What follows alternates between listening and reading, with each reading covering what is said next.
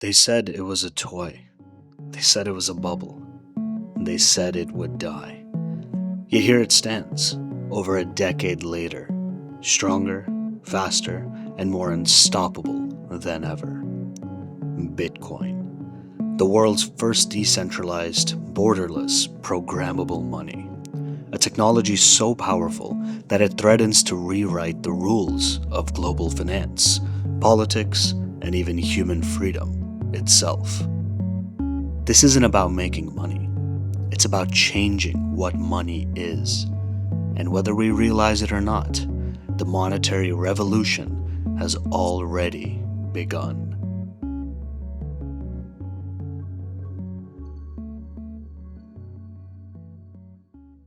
To understand why Bitcoin matters, we must understand the story of money itself. Thousands of years ago, money began as barter. People traded grain for cattle, shells for tools, salt for spices. But barter was inefficient. It required a double coincidence of wants. Then came precious metals, gold and silver. They were scarce, durable, and universally accepted. For centuries, gold became the ultimate store of value. But gold had a problem. It was heavy. So banks began issuing paper notes, redeemable for gold. Eventually, people trusted the paper more than the gold itself. That trust gave birth to fiat currency, money backed not by metal, but by government decree. In 1971, US President Richard Nixon ended the gold standard, cutting the link between the dollar and gold. From that moment, money became an idea, unlimited, printable, and manipulable. Since then, the global money supply has exploded, and inflation followed. Governments discovered they could create prosperity by printing paper. But prosperity built on debt is temporary. And every empire that tried it eventually fell.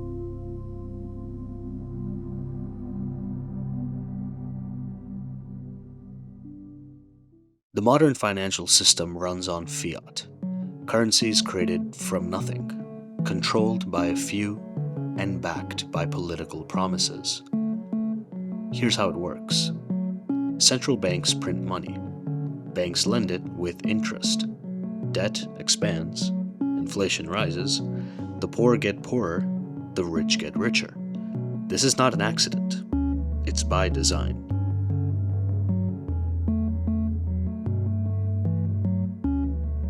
When governments print more money, prices rise.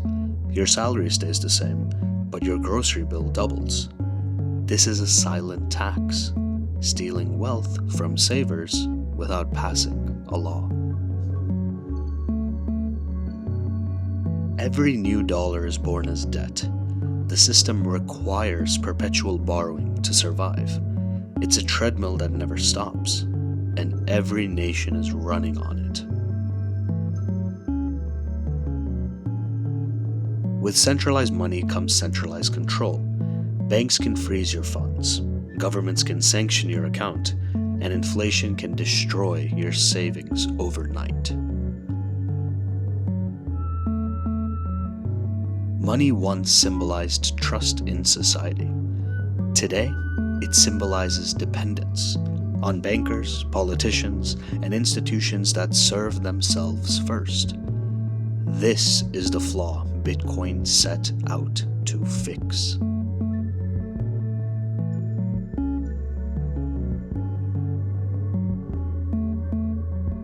In 2008, the world was burning. The global financial crisis wiped out trillions in wealth. Banks were bailed out. Citizens were not. The world realized our system was built on lies. And then, an anonymous figure named Satoshi Nakamoto published a white paper, Bitcoin, a peer-to-peer electronic cash system. On January 3rd, 2009, Bitcoin was born. Embedded in its very first block, the Genesis block, was a message.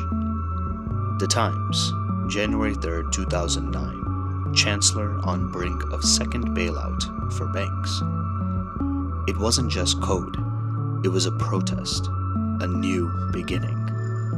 Satoshi's vision, a decentralized digital currency with no banks, no intermediaries, no governments, just math, code, and consensus.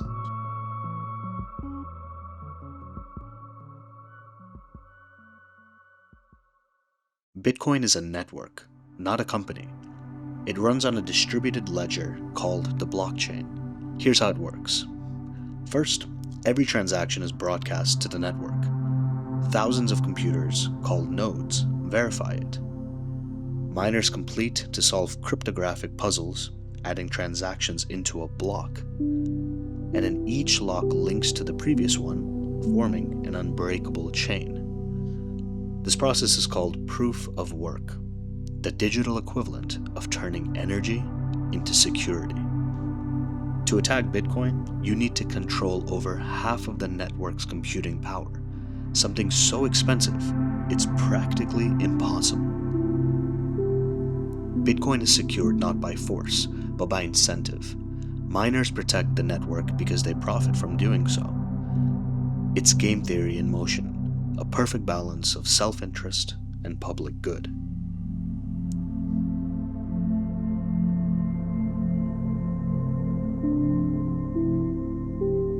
Gold was humanity's first hard money. Bitcoin is the digital evolution of it. Gold versus Bitcoin. You look at the supply, gold's around 187,000 tons. Bitcoin fixed at 21 million coins. Is it divisible? Gold? Hardly. Bitcoin? Infinitely. Look at portability. Gold? It's very heavy. Bitcoin? It's digital. Whose gold is it actually? Can we verify it? With gold? Not really. But with Bitcoin, it's instant. You want to transport gold? There's a high cost to it. But with Bitcoin, it's almost zero. And when you look at scarcity, gold, it's fixed, but uncertain because we keep finding more. But with Bitcoin, it's programmed. Gold can be melted, faked, or seized. Bitcoin cannot. It's digital, portable, divisible, and borderless. If gold was money for the physical age, Bitcoin is money for the digital age.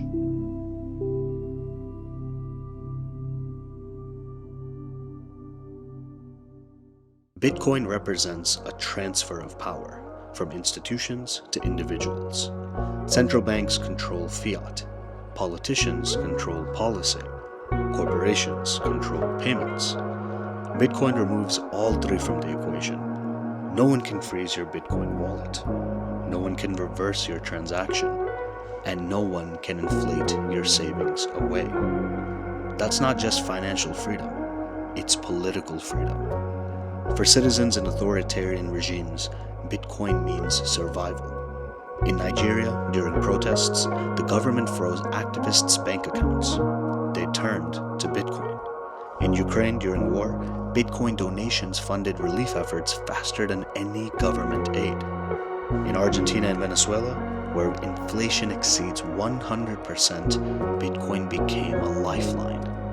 It's not just money, it's hope.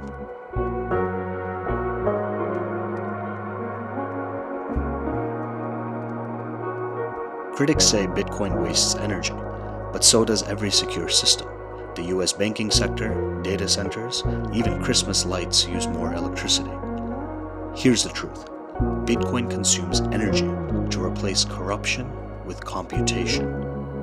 And it's rapidly going green. Over 60% of Bitcoin mining now uses renewable energy. Miners use stranded energy from volcanoes in El Salvador, hydro in Iceland, wind in Texas. Bitcoin incentivizes energy efficiency. It seeks the cheapest power on Earth, which is often clean power. Far from harming the planet, Bitcoin may become the most efficient energy consumer in history.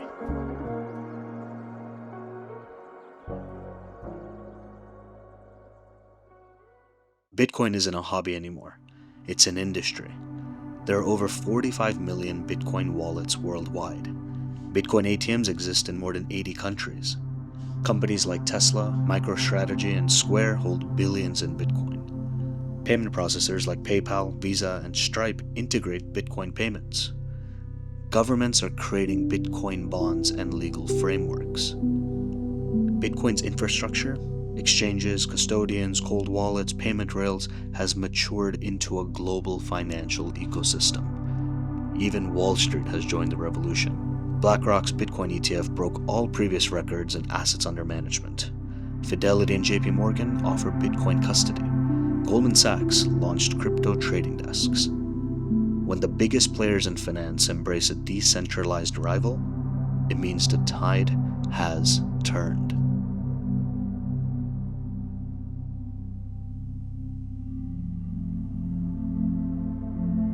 In 1944, the Bretton Woods Agreement made the US dollar the world's reserve currency. That era is ending. Nations are questioning dollar hegemony.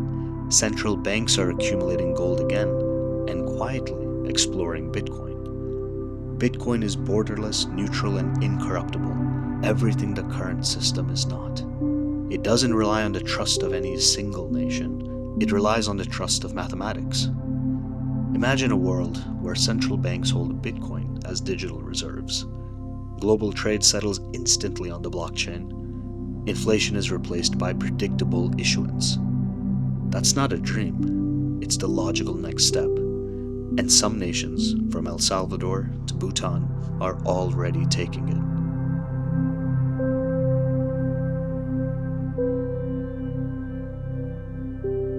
Governments aren't ignoring Bitcoin. They're building their own versions. Enter CBDCs, central bank digital currencies. CBDCs look like innovation, but they're digital fiat, programmable money that can track, restrict, and expire. With CBDCs, governments could limit what you buy, freeze accounts automatically, set expiration dates on money, and enforce social credit systems. Bitcoin is the antidote to that control. It's open source, permissionless, and non-programmable. True financial sovereignty.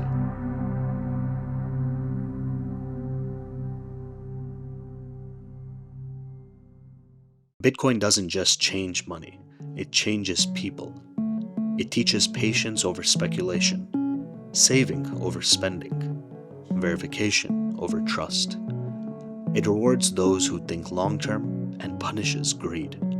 It's a mirror, exposing the weaknesses of both individuals and societies. Owning Bitcoin means taking responsibility for your keys, for your security, your wealth. It's not just an investment, it's a mindset, a movement of self-sovereignty in an age of dependency.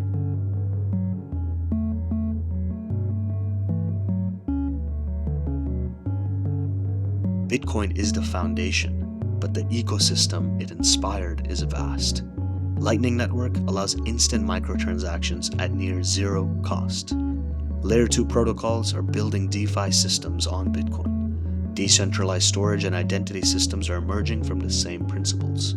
The future isn't just about Bitcoin's price. It's about a parallel economy built on freedom, transparency, and mathematics, not politics.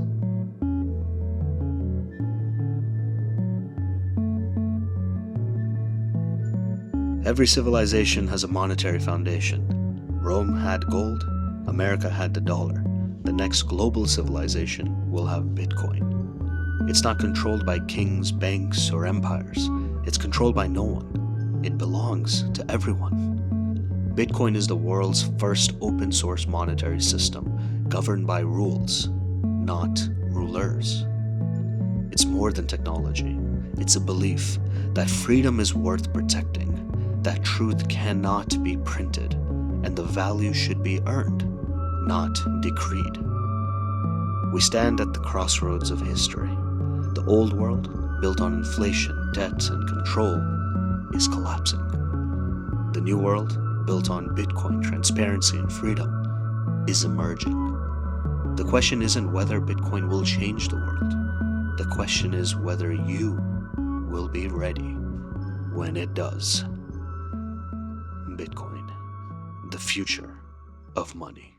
I've been involved with Bitcoin since the 2010s, and it's literally changed my life. There's no two ways around it. What I've realized over the years, if you see the simple money principles of the circular, hey, let's earn, save, invest, earn, save, invest, and repeat, right? Why can't we be, let's say, the bank or the brokerage? If you're buying Bitcoin on Gemini or Coinbase, why not be them?